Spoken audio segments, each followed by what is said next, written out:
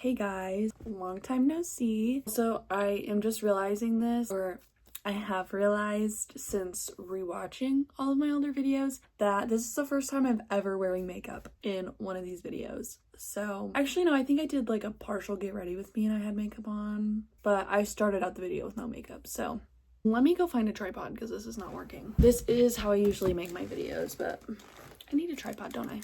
I have this janky one that I got from Dave & Buster's as a prize when I was 12 or 13, so give me just a second. There we go. This will make for a better video. I think what I want to do, I never got to do a 2024 recap of all the books I read, so I'm kind of thinking I should do something like that. Even though it's June, maybe I'll do one where I just tell you the books I've read since I posted last. So something you missed while I was away is I cut my bangs. As you can see, I'll insert a picture of what I looked like with bangs because they did look good at one point. But I've decided I want to grow them out. So the first time I cut them was in July. I think the last video that I posted was right before that. So yeah, I cut them in July and then I haven't posted a video since before that. So obviously you didn't get to see them. They're finally growing out. The last time I cut them was probably February. It's just a guesstimate because I honestly don't know. Anyway, so I think what I'm going to do is I'm going to talk about the books that I've read since the last time I posted. So I have my iPad. I talked about reading Never Lie by Freida Mcfadden. I'll talk about what I started in 2024, whether I finished it or not. After Never Lie, I read The Locked Door, and I read that in 6 days, which I know there's people that read 6 books in a day, so that's not that good, but for me that was pretty good. I rated The Locked Door an 8 out of 10. After The Locked Door, I read Butcher and Blackbird by Brynne. I rated this an 8 out of 10, but I don't know. Now looking back at it, I think it was just I wanted to be part of the trend of Butcher and Blackbird. So I think now looking back on that book, it would have been like a 7. It's been almost a year, so maybe I shouldn't make any judgments until I read it again, which I probably won't do. So I started If Only I Told Her by Laura Nolan, and I could not get into that one. If He Had Been With Me was just such a drawn on book that when I started If Only I Told Her, I just couldn't get into it. It was like all from his perspective, which I thought was nice, but then I was thinking like I've heard all this before. It retells everything that has happened like their whole lives, so that's fine. I don't know, I thought it was kind of weird and I just didn't get that into it. I think I only got to like the 4th chapter maybe. I just really couldn't get into it. I never finished that one. I DNF'd that one, still haven't finished it, and that was August 1st of last year, so it's almost been a year. I think I tried to start reading it again. I think it's actually in my 2025, like I started trying to read it again because I need to read the books that I have and I haven't read yet, but I just could not get myself to do that. Next is The Teacher by Freida Mcfadden. You're gonna see a lot of Freida Mcfadden because I've read a lot of Freida Mcfadden. I started that August 13th and I finished it August 19th, and I rated that an 8 out of 10. So it was a good book. I remember at the end of the book, my jaw literally dropped. If you've ever read that, you know what I'm talking about. Just the way it like ties everything together, like you start connecting dots. Because at the beginning of the book, I'm gonna try not to spoil anything, but at the beginning of the book, it talks about the age gap between the teachers, the wife and the husband. And you're like, oh, that's not that bad. She's 30, he's 38 or whatever it is. And then you start connecting dots as the story goes along. And then once you get to the moment where everything is revealed, it's like, there were like 100 twists in The Teacher, but I rated it an 8 out of 10. I thought it was really good, but Never Lie by Freida Mcfadden was so good. I remember I talked about it on here, so that's why it's not on this list. I rated Never Lie by Freida Mcfadden a 10 out of 10, and I don't think that any of the other books, except for the Housemaid series, I think a lot of the Housemaid series was 10 out of 10 for me. I can't rate anything 10 out of 10 since Never Lie. I don't know why. I know a lot of people had mixed feelings about The Teacher because it's kind of weird. Then after that, I read Rock, Paper, Scissors by Alice Feeney. I really liked that book. The twist in that one was insane. I was not expecting that one at all. When I read books, I try to like come up with a theory of what I think the twist is going to be because I read a lot of mystery books. So while I'm reading the mystery books, I try to figure out what the twist is going to be, and a lot of times I'm wrong. For Freida Mcfadden, I feel like I figure out like a tiny portion of the twist, and that's what Freida wants you to do. Obviously, she wants you to think you figured it out, and then once you get to the end, she's like, but you were completely wrong about everything else. So I tried to do that with rock paper scissors. I was pretty much completely wrong until I figured it out, and then you connect dots and you're like, oh my gosh.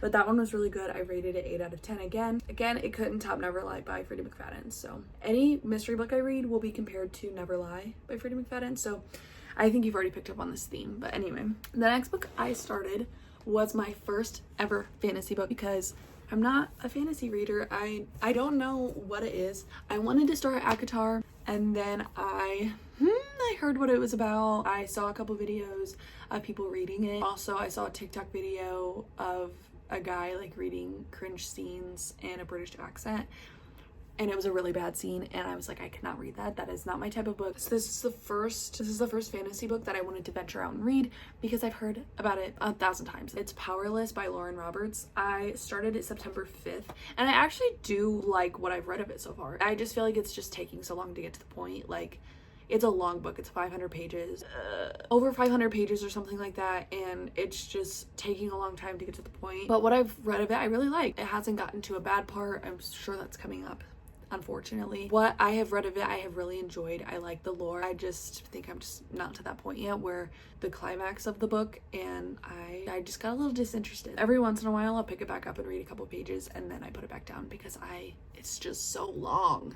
Anyway, the next book I read was The Coworker by Freida Mcfadden. I took a big break between Powerless and The Coworker. I think after Powerless, I was like, oh, I'm bored. And then I had a very bad slump. So I started The Coworker November 18th. It took me almost 2 months to read The Coworker because I started it around the time that my slump was happening with Powerless, and so I just never got back to it. But yeah, it took me 2 months to read that. I rated it a 7 out of 10. The Coworker was good, but it was kind of boring. Like, the end where everything happens, it was like, oh, this is good. Like, this is a good reason for her to be mad at her. So I don't want to give anything away, but I was like, this is a good reason to be mad at someone, but you're a little crazy, and the other twists that happen, I don't know. I just wasn't as drawn to this book, but I still rated it a 7 out of 10 because it's Freida Mcfadden and it was good. The one twist that I did, this is gonna be a spoiler, I don't even care. I might put that in the caption that this is gonna have spoilers. But the one twist that I did catch on to was that Dawn, the crazy turtle lady, she wasn't actually missing, she was actually dead, and that she staged her own death. I did figure that out on my own, or I came to that conclusion before it was said that that happened. So I am proud of myself for that one, but I also think it's why I rated it 7 out of 10. I think it was too obvious. I don't know. Maybe that's just me. So those are the books that I finished in 2024. I guess I should say started in 2024 because The Coworker I finished January 5th. Anyway, so now are the 2025 books that I've read. There's not a lot. So the next book is If Only I Told Her by Laura Nolan. I tried to start it again. I tried starting it January 5th, the same day that I finished The Coworker, and I DNF'd it again. I got a little bit further, just didn't like it. I don't know, it's just so boring. You're retelling the same story, which I know it's supposed to be like emotional, like this is how he fell in love with her, his account of everything. And I guess it's my fault. I don't always need to read the second book, and I'm learning that I don't always need to read the second book because the first book was boring. At the end of the book, I was like, oh, this is sweet, and then when, you know, what happened, I was sad. But there didn't need to be a second book in my opinion, and that's my fault. I didn't have to buy the second book.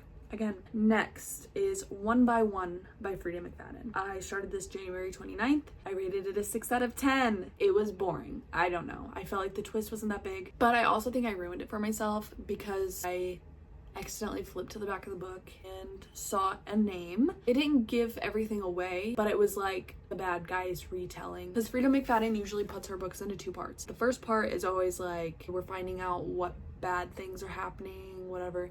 The second part is like, I'm trying to figure out how to get out of it, but also kind of telling you who did it. And I will say, I never suspected this person, but then when I actually flipped to the back of the book and I saw their name, because they were supposed to be dead, like they died, so when their name came back up, I was like putting stuff together. So, but I was hoping I was wrong because I didn't read it, I just saw the name. But yeah, I rated it a 6 out of 10.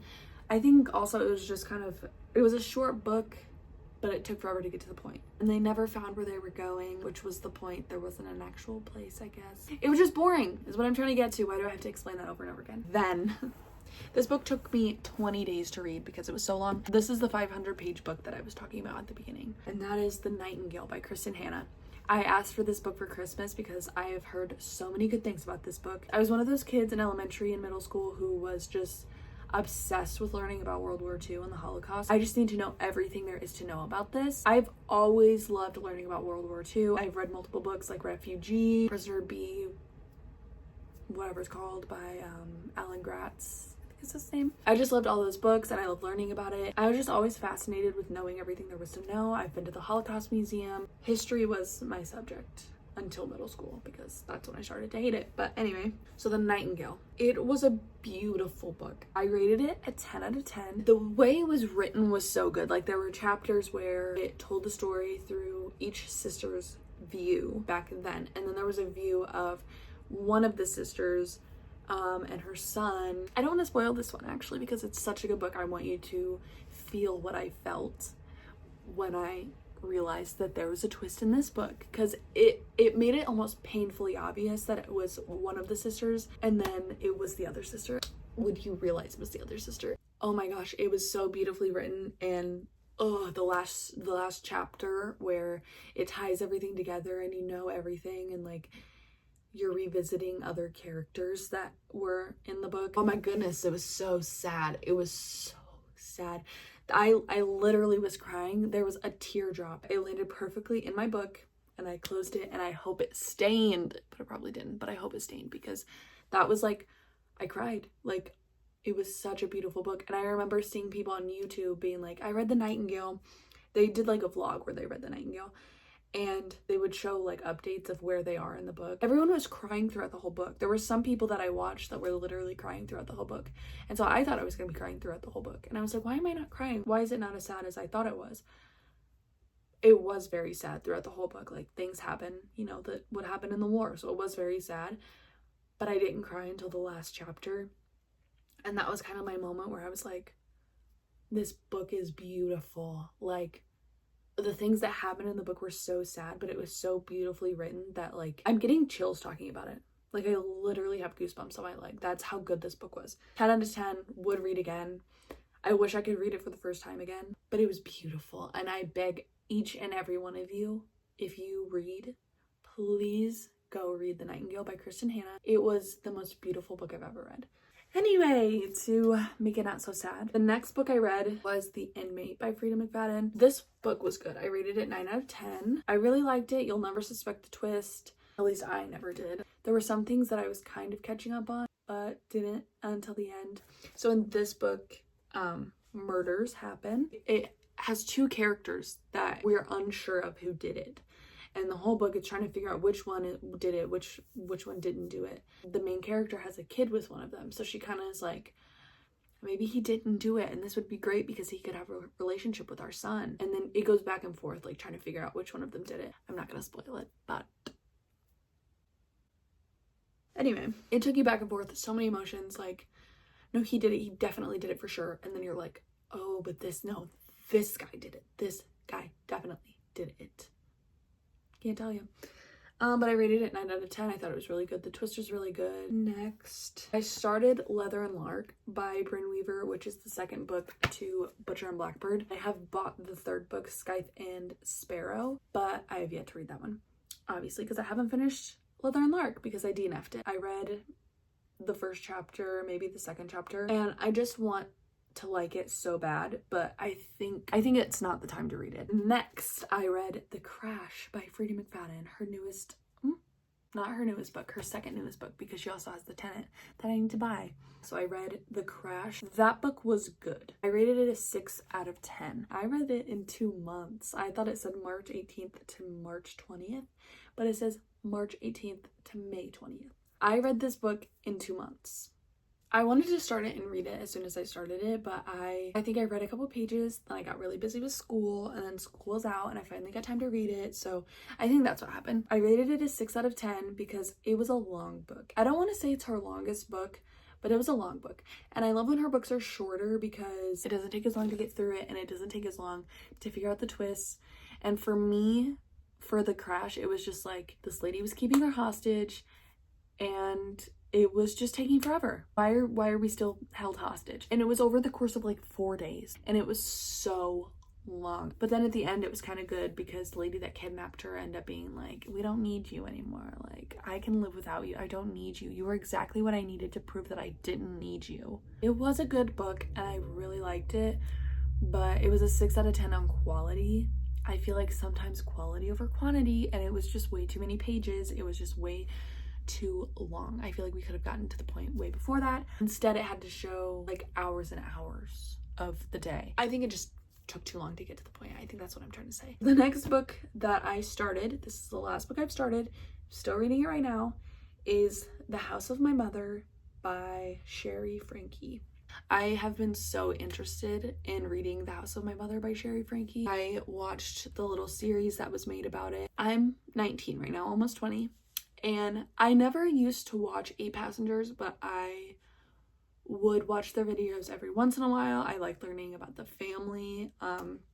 Some of their videos were entertaining. I never watched them, like I don't even think I was subscribed, but I watched them. And so when everything came out, I was like, oh my gosh, I remember these people. They were trending on TikTok multiple times around the time that Chad got his bed taken away. Like I remember seeing those clips on TikTok being like, oh, this is a little weird, like why did she take away his bed? And everyone was like, oh, she's a bad mother, like something's going on here, but no one was taking it seriously. I watched them enough to where I know each of the kids' names, so all of these things are coming together, and then I don't know, it's crazy. So I've always been interested in learning. Since everything happened, I've been interested in learning about it. I'm at the point where Sherry started her own YouTube channel. So some other books that I have on my TBR are, which I DNF'd it, but it's Leather and Lark and Scythe and Sparrow.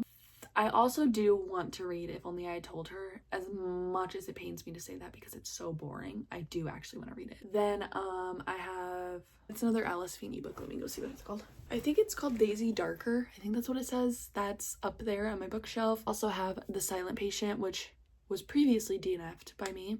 I really wanted to start it and I could not get into it. And then I have No Exit to read. I also just bought The Pumpkin Spice Cafe because it was so cute. I love the cover and I need to read it immediately, but I think I have to wait till the fall to read it. I have A Novel Love Story, 1,000 Boy Kisses, Happy Place. I want to finish Powerless. I still have a couple Colleen Hoover books. I have November 9th and Heartbones, but I think I'm done with Colleen Hoover.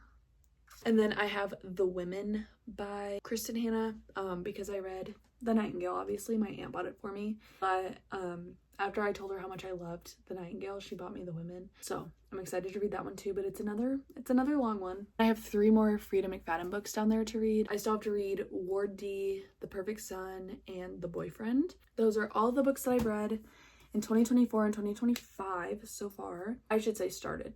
All of the books that I've started in 2024 and 2025, and then all the books I have yet to read. So yeah, that's kind of a wrap on everything I've read since the last time I posted a video. Obviously it's not a lot. The amount of books that I've read could be read by a book reader, like a book YouTuber, in like 2 weeks, and that's not who I am. I cannot read that fast. Yeah, so thank you so much for watching. If you enjoyed this video, please like it, share it, subscribe to my channel. I will probably be posting more videos, and I would love if you would join me. I not only will be posting book related videos, but I also want to start vlogging my days, vlogging getting ready for work, going to work. If I go shopping, I want to take you shopping with me. Literally anything you want, comment it down below. I also just want to expand what I talk about on here. I also play video games. I have a PC, it's not at my house, it's at my boyfriend's house because my internet is trash and cannot withhold or withstand the amount of internet that it takes to have a PC. So that's why it's at my boyfriend's house. I do have an Xbox, but if the time comes and I should start posting videos about gaming for whatever reason, I want you to be here for that. So yeah, just subscribe and I'll see you guys in my next video. Thank you guys so much for watching, and I hope to see you in the next one.